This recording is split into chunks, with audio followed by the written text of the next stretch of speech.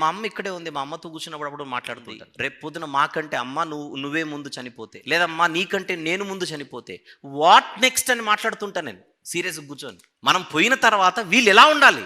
శుభమాని మంచి మాటలు మాట్లాడుకోకుండా నీకేం పోయే కాలం వచ్చింది, ఇవన్నీ మాట్లాడతారు మీరు కొంపలో అనుకోకూడదు. ఖచ్చితంగా పోయే కాలం అందరికీ ఉంది, నాకే కాదు. ఏదో ఒక రోజు పోతాం. వెళ్ళేలోపు సిద్ధపడద్దు, సిద్ధపడాలి, కుటుంబీకులను సిద్ధపరచాలి. చావుకు భయపడితేలా?